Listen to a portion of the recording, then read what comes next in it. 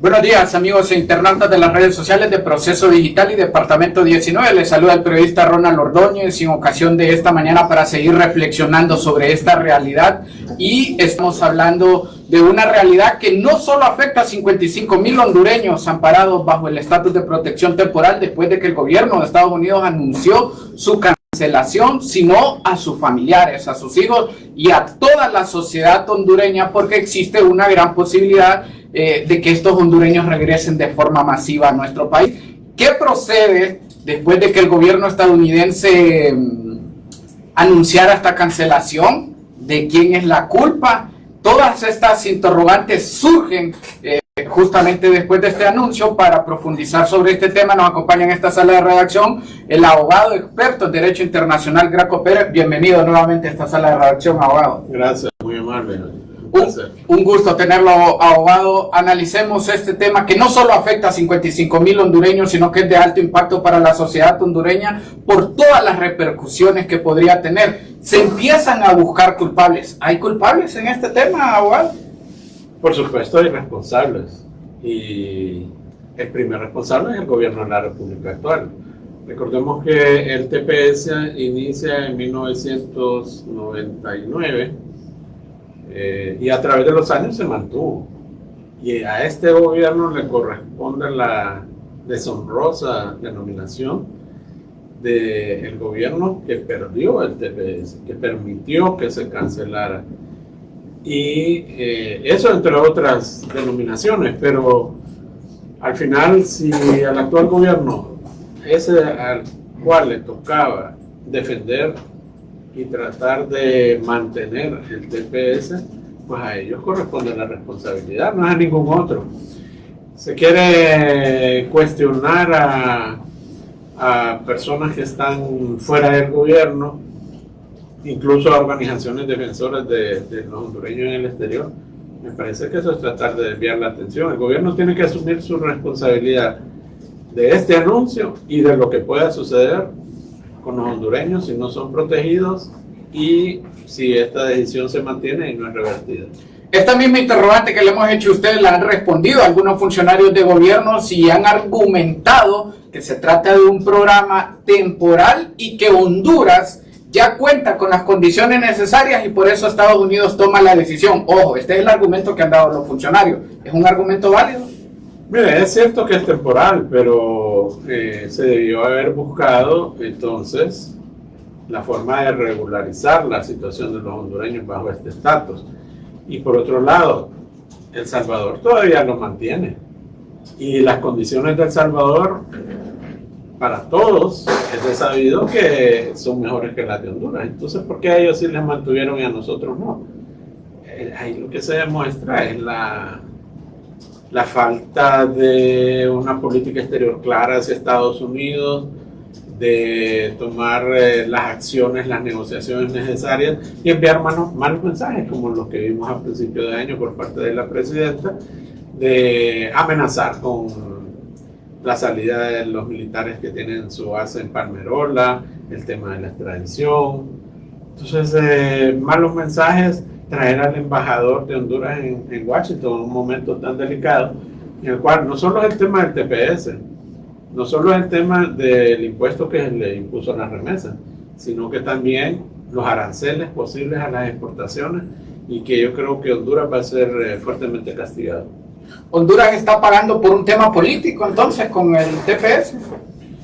Por malas políticas del actual gobierno, una política ideologizada que solo piensa en función de sus aliados ideológicos como Venezuela, Cuba, Nicaragua y extrarregionales China y Rusia, y no estar alineado con la política exterior de Estados Unidos, que al final resulta en beneficio para nuestro país, porque si es nuestro principal socio comercial, si es el país que más invierte en Honduras, si es el país donde se encuentran la mayoría de los hondureños en el exterior, entonces, ¿por qué confrontar a ese país y buscar alianzas con países con los cuales no tenemos ningún beneficio?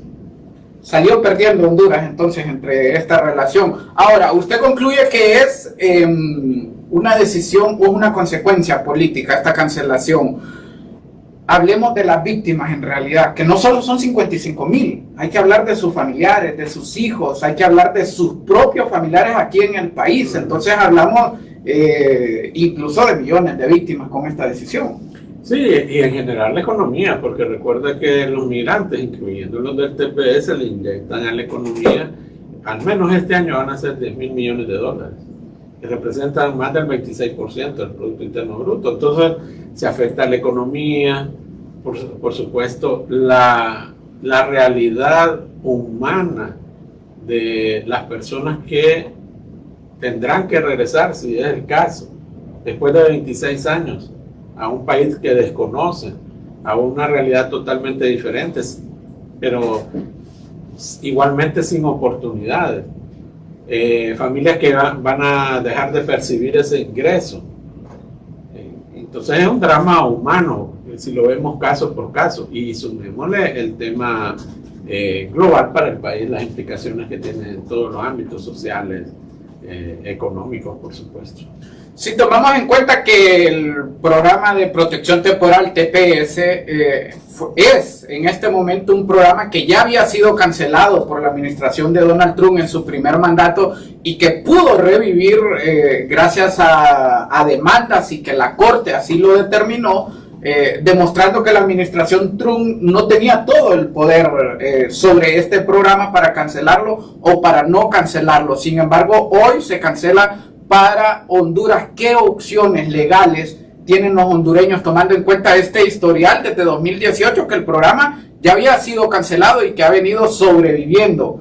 ¿Hay opciones legales para los hondureños, Zaguán? Sí, hay opciones legales, pero hay que decir también que el gobierno actual del señor Trump tiene una nueva estrategia, porque en el pasado se canceló sin que se hubiera finalizado. Y eso fue a las cortes y fue revertido, luego ganó el señor Biden y pues lo mantuvo el TPS. ¿Qué sucedió ahora? El gobierno del señor Trump está retirando, cancelando el TPS una vez que ha finalizado. Entonces, si ustedes fijan, finalizaba el 5 de julio y el 7 lo hacen público, cuando ya finalizó. Entonces, esa es parte de la estrategia del señor Trump. Pero sí creo que hay una posibilidad y una ventana en los tribunales de los Estados Unidos. Seguramente las organizaciones de migrantes van a interponer los recursos necesarios y esto puede extender un poco. Ahora, está el caso de Venezuela. Venezuela lo intentó, pero finalmente fue una corte, pero finalmente la Corte Suprema dijo que el señor Trump tenía todas las atribuciones para tomar una decisión porque ya había vencido, o sea, no renovarlo era decisión de él. Entonces, lo que se puede lograr es una extensión, pero creo que eso daría un tiempo para, si llegamos a las elecciones el 30 de noviembre y no se ha hecho efectivo la deportación de los hondureños, creo que un nuevo presidente electo podría empezar a hacer negociaciones y acercamientos con el gobierno de Estados Unidos para evitar que eso se concrete. Entonces tenemos una pequeña ventana ahí y espero que la aprovechemos, que lleguemos a ese momento y que sea un nuevo gobierno que pueda negociar con Estados Unidos. En otras palabras, en términos legales, lo que se podría lograr es tiempo, entonces. Exactamente. Y con ese tiempo buscar la opción de una nueva negociación y tratar de revertir. ¿Se puede revertir en términos legales esta decisión ya tomada por el gobierno? Yo considero que sí. Lo único sería que ya se aplicara, que existiera una sentencia definitiva y entonces sí ya no habría ninguna posibilidad. Ahí tendría que haber pronunciamiento de la Corte. Claro. Sí. Y entonces ahí ya sí no habría posibilidad.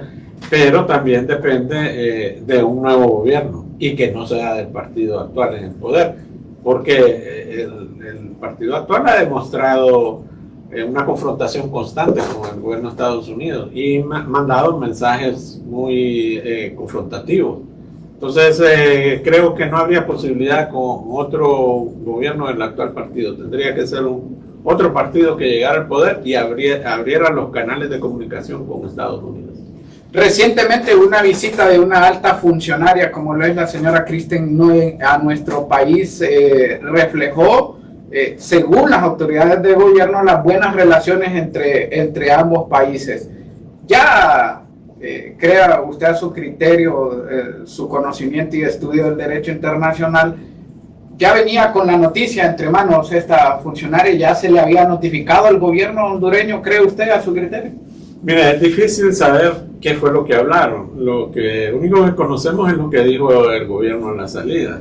Ahora, la llegada de ella, de la señora Kristen Noem, secretaria de Seguridad de los Estados Unidos, ella traía sus objetivos. Yo creo que los alcanzó, porque nos convirtió en tercer país seguro, ratificó visitando la presencia militar de Estados Unidos en Palmerola, y después no sabemos qué más se platicó, pero cuando salen las autoridades del gobierno salen a decir, en primer lugar, que Estados Unidos es un aliado natural de Honduras.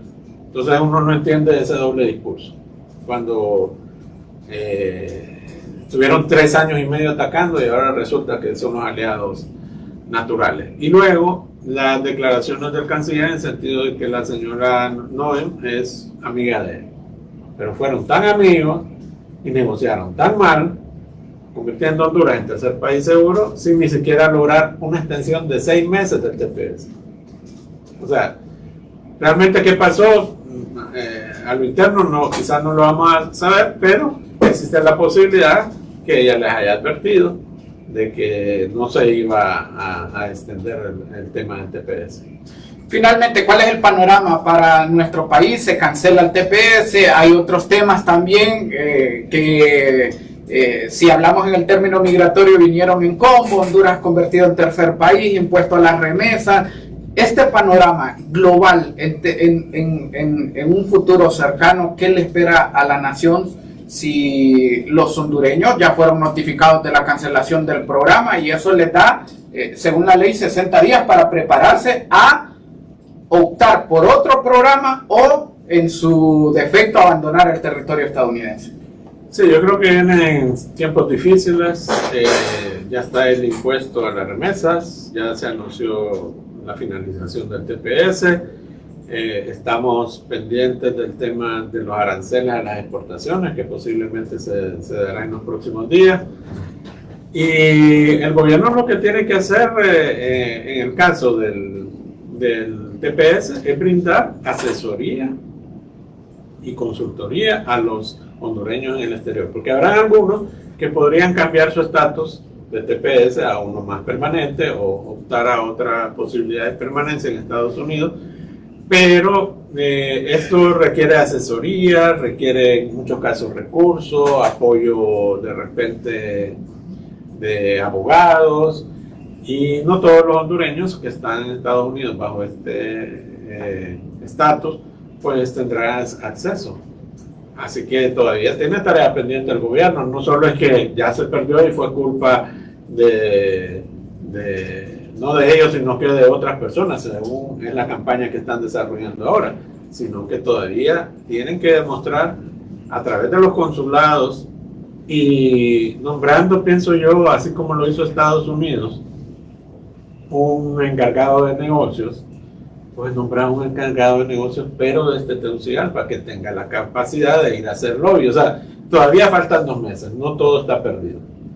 Pero si simplemente se quedan con las manos cruzadas, sí, que se va a perder definitivamente, porque yo lo que veo son a las organizaciones de hondureños en Estados Unidos trabajando, incluso hoy, en Washington, pero de parte de la Cancillería de Honduras solo veo que están queriendo señalar a otras personas y no asumir su responsabilidad en la pérdida del TPS.